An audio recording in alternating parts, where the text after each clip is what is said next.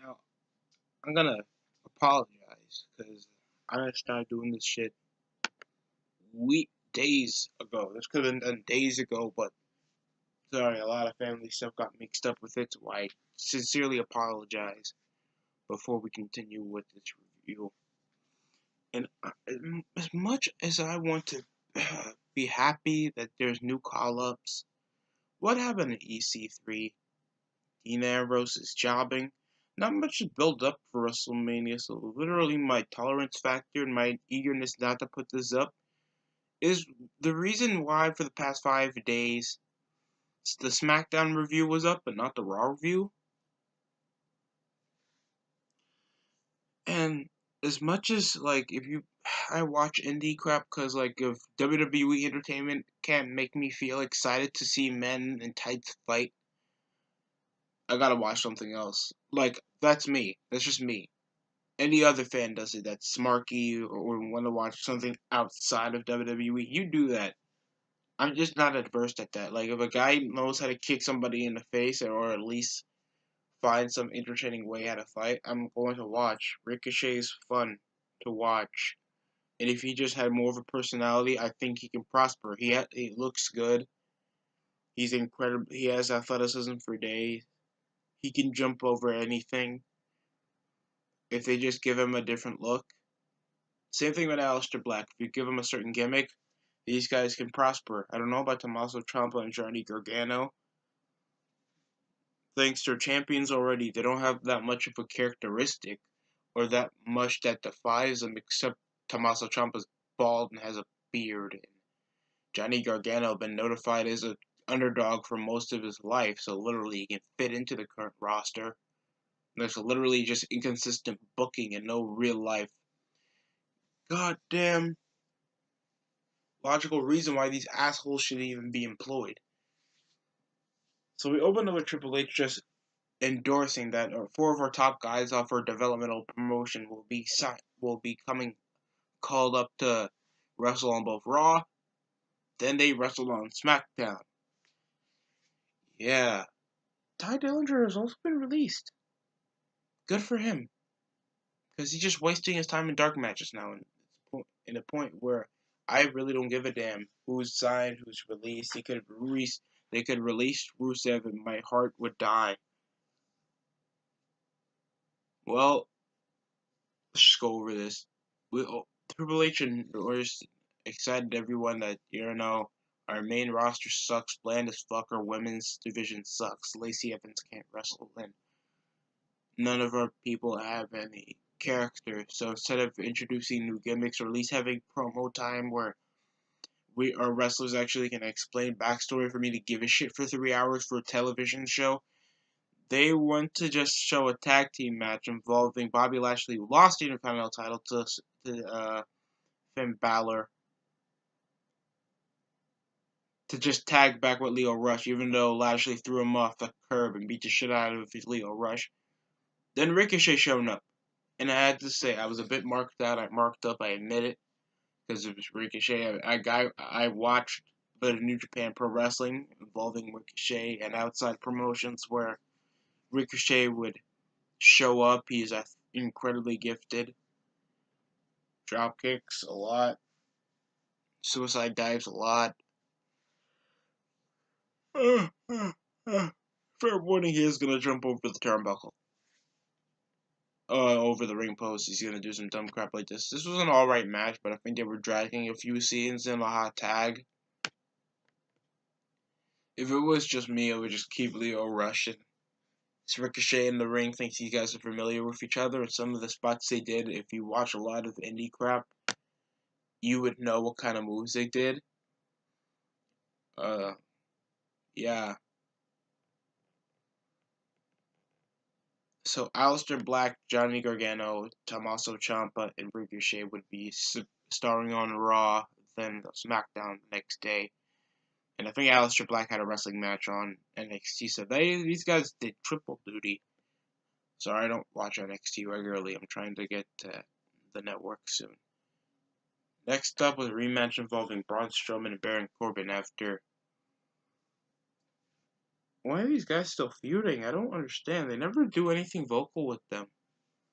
It was a tables match again, but this time Strowman won. So what was the point of Corbin getting a win on pay-per-views? Just so we can see a double stack table spot? Strowman could have done that, and I don't get why they're feuding. I don't. It's obvious that Strowman should be pissed off that he's not getting a Universal title shot. We don't understand that Lesnar is not coming until it's closer to Mania, or at least the next pay-per-view, for him to make another promo. So obviously, all he can do is just power slam Corbin into a table. It was a decent spot. And let me tell you something. This is not the best roster ever, but this has potential.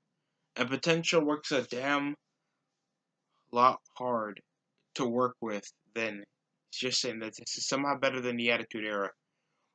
By God, I'm a Ruthless Aggression. I started watching wrestling the Ruthless Aggression. Ruthless Aggression? Sorry, I should smack myself in the face for that. Ruthless Aggression Era? But my God. Some wrestling fans think somehow the Ruthless Aggression Era, that if you guys are like born in the 2000s, you guys be watching Raw at least in like 2005, 2006, 2007. You can remember almost everybody and you can know what the character is. I don't know who any of the character is, even Braun Strowman. Just him being cornily big with the stupid deep voice that he pretends to have and continues to be the same feud for the next few weeks until they put him in a title shot, where Strowman doesn't change anything about him. It's really not that entertaining. All he had was the tables match, all because he was tossed over 2 tables on Elimination Chamber. So I don't know what they're doing for Corbin. The match was pretty air because you know what was going to happen. Heyman, of course, sent another promo package for the past years. For the past couple of years. They want to hype up this match like this isn't the first time we've seen Seth Rollins mess with Brock Lesnar before. And he's like, we get that he's a beast. You saw what he did to Finn Balor. You know what he can do to people like Strowman, Goldberg. He beat Goldberg at WrestleMania. You don't bring up his previous feats. He beat the Streak. Yeah. He's tough in the UFC. He's a great NCC athlete. He's just everything in one man. And you're telling me right now that over the past couple of years, nobody would get sick of it. Nobody changes the stipulation. Nobody is like, this is really it. Seth Rollins just has to have a one-on-one match with Brock Lesnar, yet you know what's going to happen. Treat him like a ragamuffin for the next couple of minutes until false finishes happen, somebody interferes, and then ring the bell. That's literally it. It's a Brock Lesnar match at WrestleMania, and it's like, come on, man. Because I heard already from Mr. McMahon that Roman's coming back on Raw. That's a great thing to hear. And if he is, and if he's coming up in good health, I'm gonna clap him up. He'll have the best pop that he ever had in a few years. Because as much as people disagree with the direction they were having Roman Reigns, he's not a cunt. He doesn't look like a bad guy. He doesn't seem like an unlikable dude. He has a good look to him. He actually has moves that look efficient, legit, and can beat the crap out of some people. I just think that he should have more depth into his character and change a bit of his look and not be so lifeless on the mic and have a better signature move than a freaking Superman punch. But anything else, there's nothing. I have no personal gripes with Roman Reigns as much as people have it. The thing that people are not upset about, people are okay with on pay-per-view, Kofi Kingston, a glorified primary babyface mid-carder for over a decade of his career in the WWE. We're just gonna tolerate that he's going to be at Fastlane.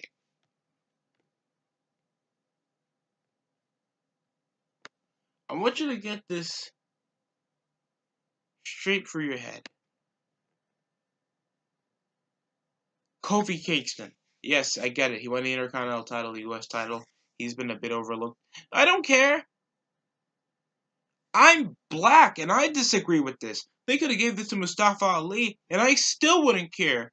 Why would so many men like Randy Orton, Shinsuke Nakamura, Rusev that never feuded with Daniel Bryan before?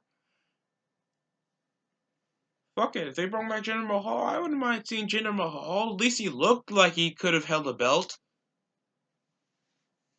Just why Kofi Kingston? It's another underdog storyline involving another mid-carder overlooked. I don't give a shit. Plus, Lucha House Party pinned Kurt Hawkins and Zack Ryder. So you bring back the middle-aged edge heads to just continue to losing clean to midgets this time. Well, yes, you see a few athletic moves coming out of Zack Ryder, a few over moves, of course the woo-woo moves, and of course whatever Zack Ryder does that is, Kurt Hawkins does, that's surprisingly some good skill off his part, but you'll still lose clean. The Lucha House Party. I didn't even know how they formed together. Zack Ryder literally sympathized with Kurt Hawkins because he spelled his name wrong, and that makes him a loser. When it wasn't even purposely. Yeah, I don't care. They just came back together for nostalgic reasons. Just to continue losing, even though you'll get rid of Ty Dillinger. You won't give him a feud or a storyline. But we'll keep Zack Ryder, Kurt Hawkins, and Zack Ryder for comic relief. Same company that got rid of Austin Aries and Neville.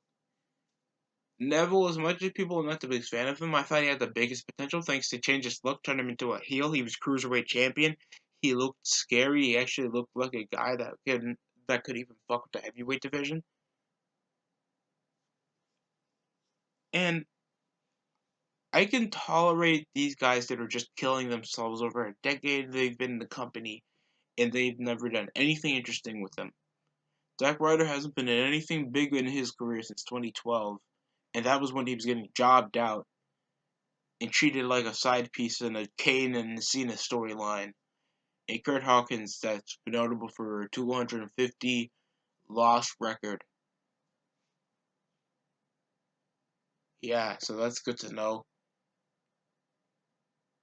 Next up was Lacey Evans, that she interfered against Asuka's return match on SmackDown.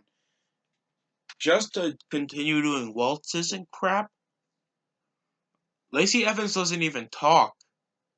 Then you have Heavy Machinery come in, act like retards. Tucker Knight and Otis Dozovich.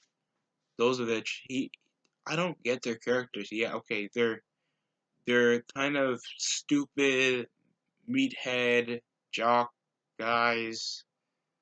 I have no idea. They both look fat and they can do a few wrestling moves. And they're waltzing with Lacey Evans, and Lacey Evans had nothing to say. And you just hear the commentary, and it's like, this is why I watch wrestling mute. There's no chemistry into the commentary. Unlike, forget Jim Ross and King. Screw that. Look at SmackDown's commentators back in the day. You didn't need three niggas to just take what's going on with the wrestler. They contend about the moves. They talk about what's going on in the storyline, how in their own opinion, how it mixes up. They have their small takes in there, but they're adverse to a match. They talk about how that, if you don't know what I'm talking about Michael Cole and Taz. I liked it. Michael Cole was a bit at least a bit of a hype man. You had Taz previously a few years back before he was a commentator. He was a tough wrestler, good submissionist, and he could bring his take in for the wrestlers. And SmackDown was supposed to be like a brand for younger talent. That's why Raw had more of the experienced guys like Jericho, Triple H, Booker T, Scott Steiner. SmackDown had like a younger Edge, younger Rey Mysterio, Randy Orton at a time. All that. You didn't need three people that looked like they really wouldn't even hang out in the same car if they had to. Renee Young doesn't bring any take, not even personal information about the pro wrestlers. Corey Graves that just brings up bullcrap and tries to become a corny heel announcer. Michael Cole from the previous years when he was actually decent as a heel commentator. He comes up now being a neutral commentator where he just says WWE, that he literally writes W E. That's literally how Michael Cole spells it, sounds it out. That's how it is, and it's so bad. It's so bad.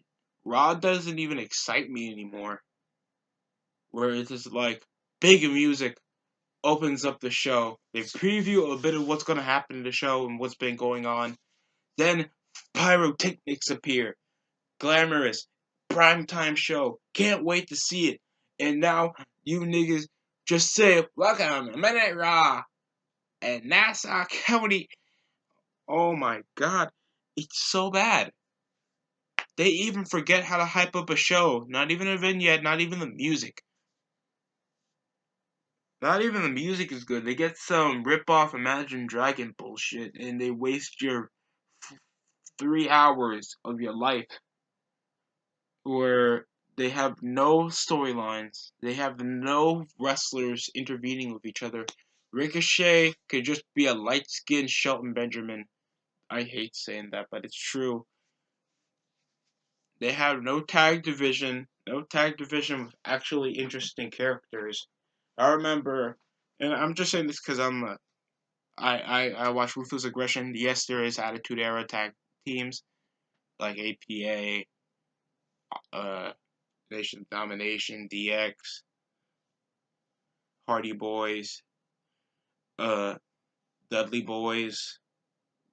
Of course, you can also reference La Resistance, 3 minute warning, the Dirt Sheet. If y'all remember Deuce and Domino, you should slap yourselves in the mouth. And just a lot more interesting tag teams to actually name out that actually had their own gimmick, had their own dialogue, all of this type of shit, and they had defining characters. All that crap, and you don't have that. Nearly almost everybody's the same, or at least only there for a temporary amount of time. But I think, and it's so bad. It's so crappy. As much as I want to stop watching Raw, I can't. It's like one of the best. Watching wrestling was like the best things in my life. It's actually entertaining. It's fun seeing Triple H and shit. I hate bringing up the past, but it's literally one of the most exciting things to watch. Like if you watch like 2003 Monday Night Raw, you'll get what I'm saying. You wouldn't want to change the channel.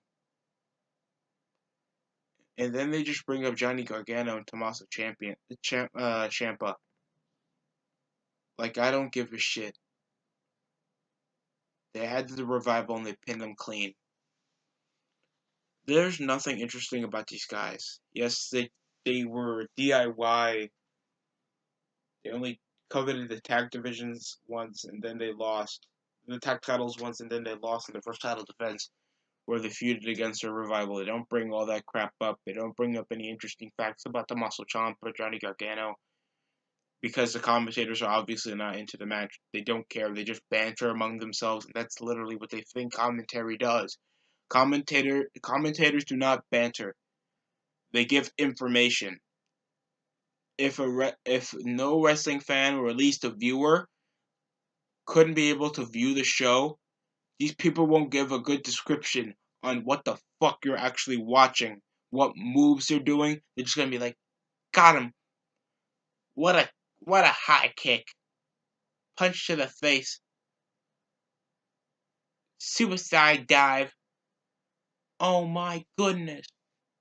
They don't even transition Raw good anymore. Like, Jim Ross used to, like, just exit you off the show, off a decent viewing on what's gonna happen later, and hope you tune in back.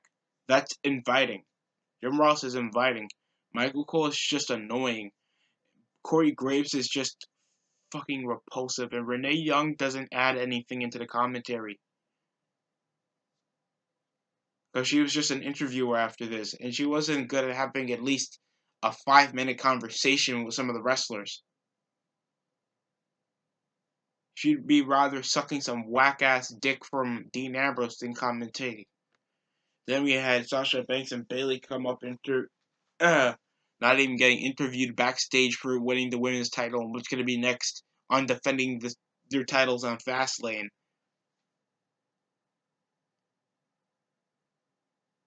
And then they said they're going to refuse for Nia Jax and Tamina to ruin the moment. I don't get this tag division that they're trying to spark for the women.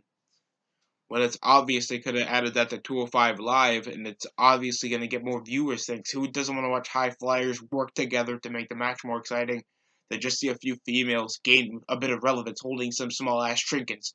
I'm just saying, I'm not being sexist. I've said this for the longest. I want the women's division to succeed, but not like this.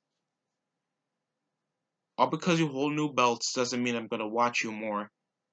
Bayley and Sasha Banks won it, but they barely even look like people that can stand to be together for long, or at least a month or two. And yet they win the tag belts. With luck alone and Nia Jax being a shitty wrestler, notable for injuring everybody in her fucking sight. She must have stomped on the child's toe before she left the damn ramp. Somehow.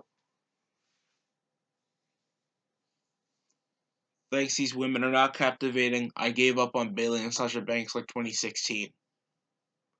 Thanks, Bayley has nothing interesting about her, except she's a fan of wrestling. Your dream come true. Anything can happen. And then there's Sasha Banks that's called the boss but never leads anybody on.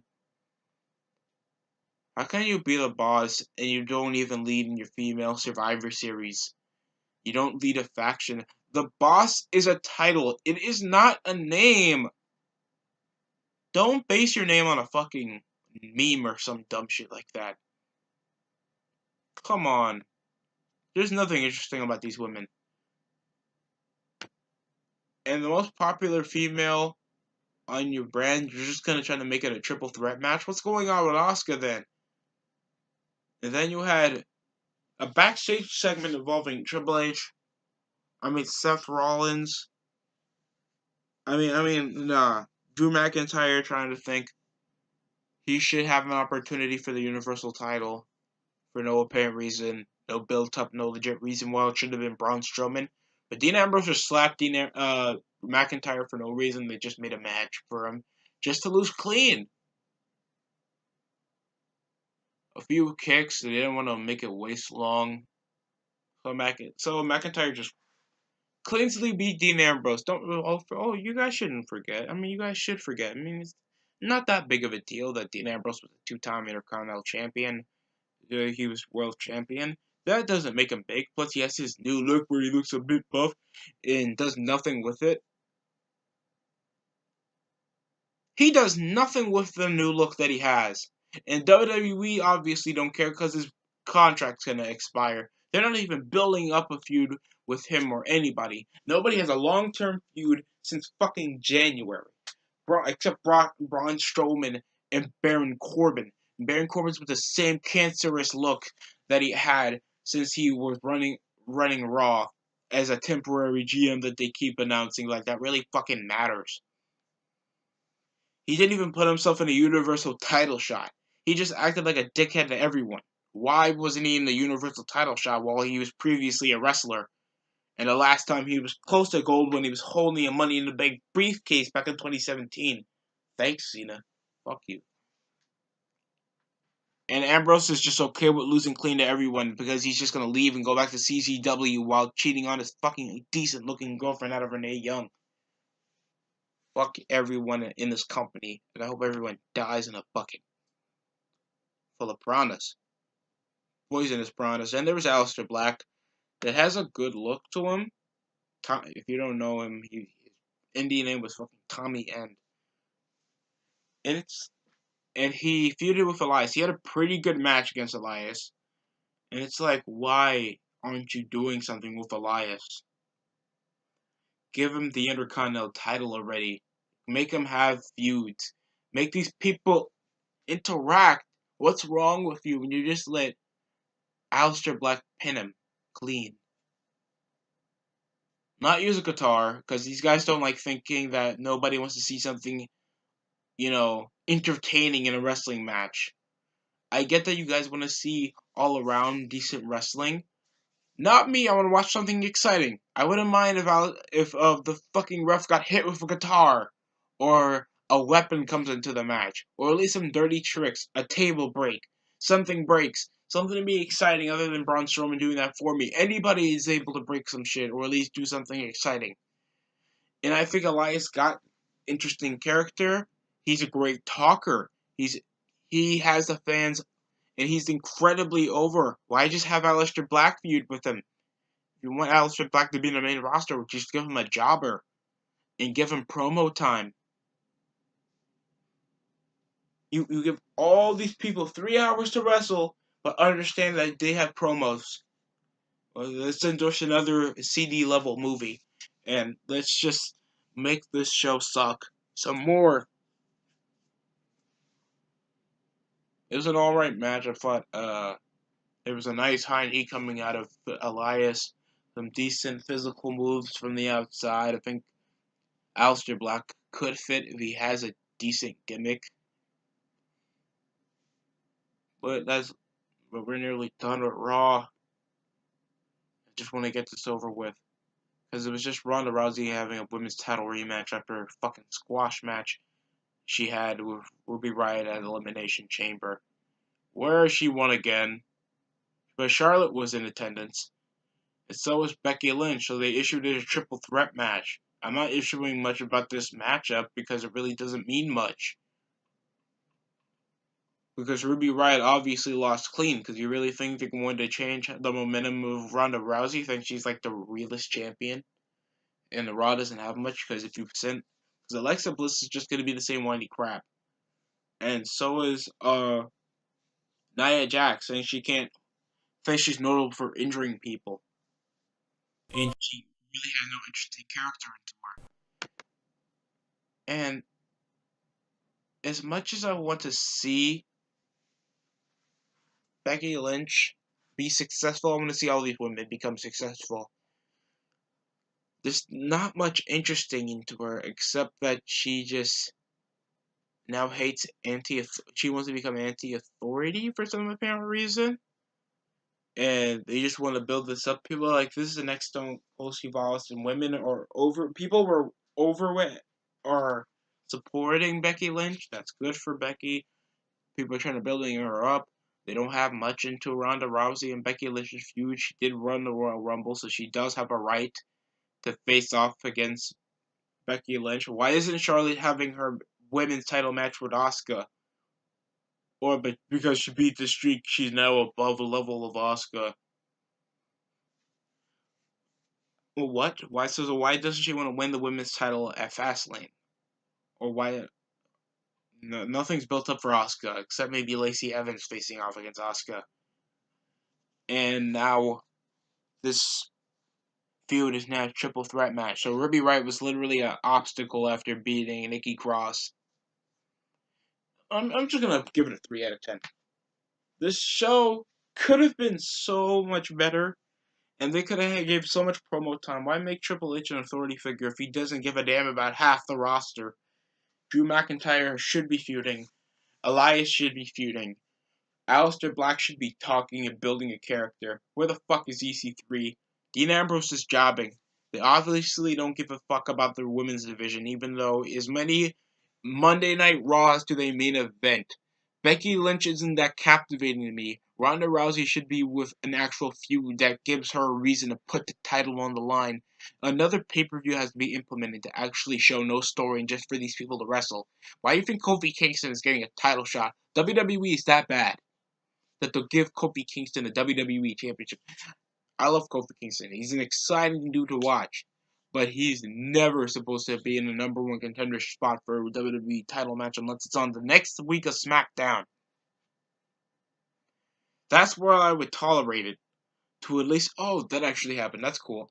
But they'll just make him lose, and they'll make him lose at Fastlane, and Daniel Bryan gotta have a corny feud because SmackDown barely has any good world title matches. This brand split sucks ass. And I gotta wait for it. Thanks for watching, folks. I'll just upload this soon. Get this over with. Just to know that I have accomplished something for this entire week off. Thanks for watching, folks.